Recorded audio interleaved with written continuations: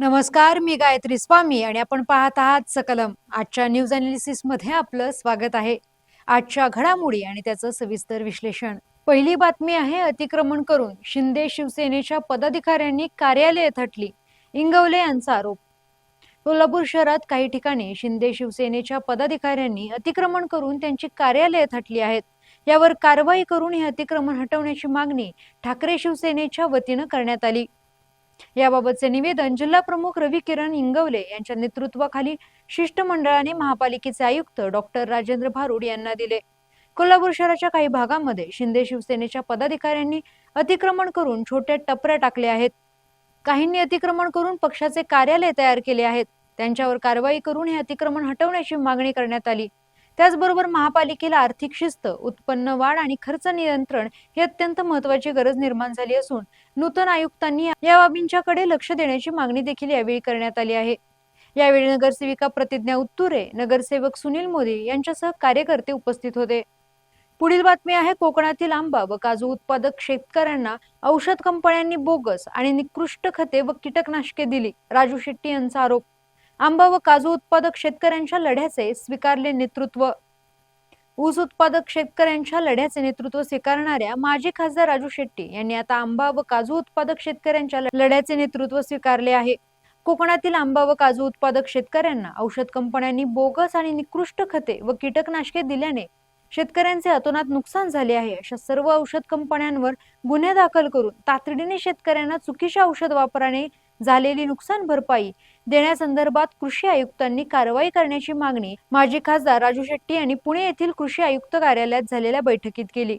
चालू वर्षी रत्नागिरी, सिंधुदुर्ग, रायगड, रत्नागिरी व पालघर जिल्ह्यात आंबा व काजू बागायतदार शेतकरी अस्मानी व सुलतानी संकटात सापडला आहे. औषध कंपन्यांच्या दरावर राज्य सरकारचे कोणतेही नियंत्रण नाही.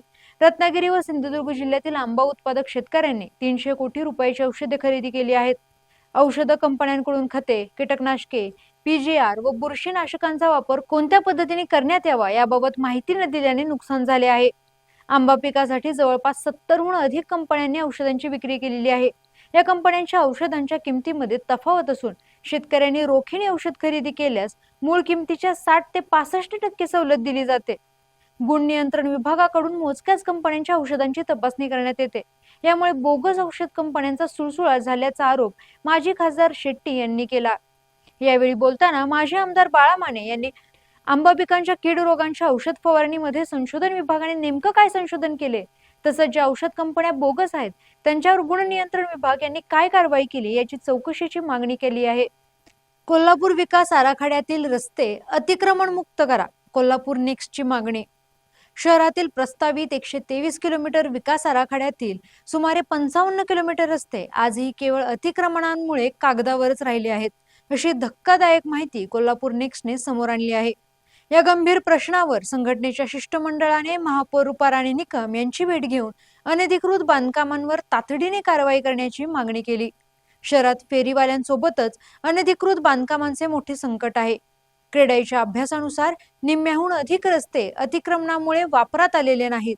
माजी नगरसेवक अजित ठाणेकर आणि प्रदीप उल्पे यांनी महापालिकेच्या नगररचना विभागावर सडकून टीका केली. अनेक न्यायालयीन आदेश असतानाही प्रशासन कारवाईस टाळाटाळ करत असल्याचा आरोप त्यांनी केला. ज्या अधिकाऱ्यांच्या काळात ही बांधकामे झाली त्यांच्यावरही कारवाईची मागणी यावेळी करण्यात आली. राजेंद्र करंबे यांनी पुरातन खोल खंडोबा मंदिर परिसरातील अनधिकृत बांधकामाकडे महापौरांचे लक्ष वेधले. या तक्रारींची दखल घेत महापौर निकम यांनी आयुक्तांना पाचारण करून शहरातील सर्व अतिक्रमणे आणि अनधिकृत बांधकामांवर कठोर कारवाई करण्याचे आदेश दिले आहेत. पुढील बातमी आहे, कोल्हापुरात विनफास्ट ईव्हची भव्य मोबिलिटी आणि डीलरशिपचं उद्घाटन संपन्न. गाडगे ग्रुपच्या साधना ऑटोमोबाईल LLPच्या वतीनं कोल्हापुरात सुरू झालेल्या विनफास्ट या इलेक्ट्रिक कार्स डीलरशिपचं उद्घाटन गुरुवारी थाटामाटात संपन्न झालं.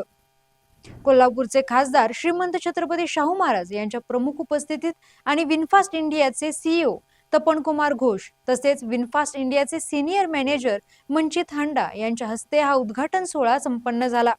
यावेळी घाटगे ग्रुपचे चेअरमन मोहन घाटगे, मॅनेजिंग डायरेक्टर सतीश घाटगे, साधना ऑटोमोबाईल LLPचे मॅनेजिंग पार्टनर तुषार घाटगे व्यासपीठावर उपस्थित होते. यावेळी बोलताना खासदार श्रीमंत शाहू छत्रपती महाराज यांनी विनफास्ट कोल्हापूरला शुभेच्छा देताना घाटगे ग्रुपच्या ग्राहकांभिमुख सेवेचं कौतुक केलं. बदलत्या कोल्हापुरात अत्याधुनिक आणि पर्यावरणपूरक इलेक्ट्रिक विनफास्ट कार्स नक्कीच ग्राहकांच्या पसंतीला उतरतील असं प्रतिपादन त्यांनी केलं. कोल्हापूरचा ग्राहक चोखंदळ आहे, त्यांना सतत नवीन काही हवं असतं. विनफास्ट कोल्हापूरच्या माध्यमातून इथल्या ग्राहकांच्या अपेक्षा नक्की पूर्ण होतील आणि त्यांना उत्तम सेवाही मिळेल असा विश्वास त्यांनी यावेळी व्यक्त केला. विनफास्ट इंडियाचे सीईओ तपन कुमार घोष यांनी आपल्या भाषणात विनफास्ट कार्स आणि कंपनीबद्दल माहिती दिली.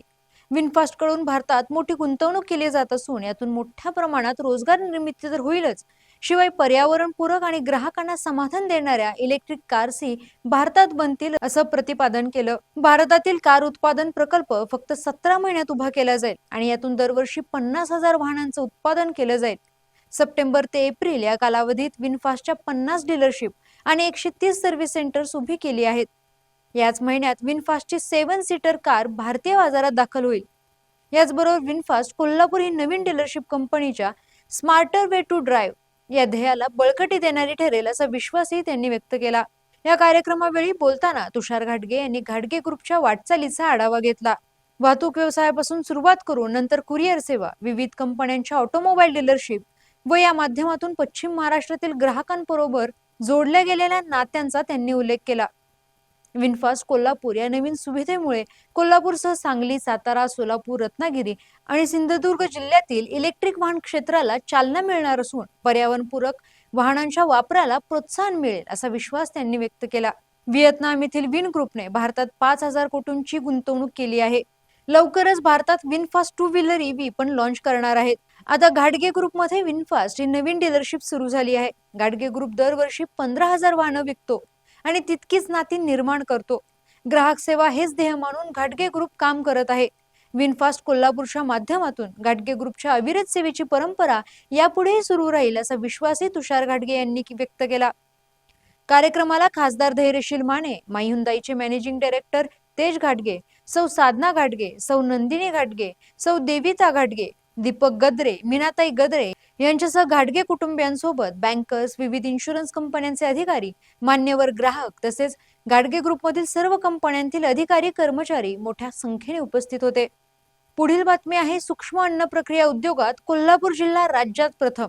केंद्राच्या योजनेत 104% उद्दिष्ट साध्य. पंतप्रधान सूक्ष्म अन्न प्रक्रिया उद्योग योजनेत कोल्हापूर जिल्ह्याने सलग उत्कृष्ट कामगिरी करत राज्यात अव्वल स्थान पटकावले आहे.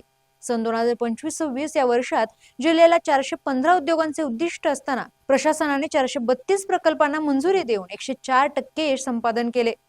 जिल्ह्यात आतापर्यंत 1406 उद्योग उभे राहिले असून काजू, गूळ, बेकरी, मसाला आणि दुग्धजन्य पदार्थ प्रक्रियेला मोठी चालना मिळाली आहे. 2021-22 पासून 1095 लाभार्थ्यांना आतापर्यंत 64.37 कोटी रुपयांचे अनुदान वितरित करण्यात आले आहे. वैयक्तिक लाभार्थ्यांना 50%, कमाल 10 लाख अनुदान दिले जाते अशी माहिती जिल्हा अधीक्षक कृषी अधिकारी जालिंदर पांगरे, नोडल अधिकारी नामदेव परीट यांनी दिली. पुढील बातमी आहे युद्धविरामानंतरही इराण, अमेरिका व इस्रायल मध्ये तणाव. इस्रायलचे लेबनॉनवरती हल्ले सुरूच. हॉर्मुझमधील कर वसुलीवर ट्रम्प यांचा संताप.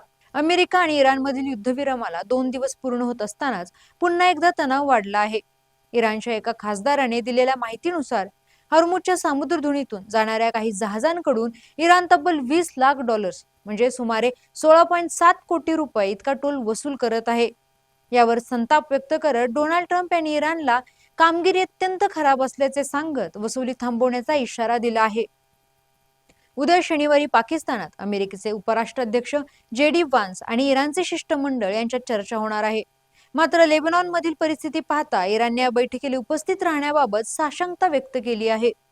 इस्रायलने लेबनॉनमधील हल्ले सुरूच ठेवल्याने हिजबुल्लाने याला युद्धविरामाचे उल्लंघन म्हटले आहे. त्यांनी आज सकाळी इस्रायलच्या किर्यात शमोना आणि मिसगाव आम या शहरांवर रॉकेट डागले असून हल्ले सुरूच राहतील असा इशारा देखील दिला आहे.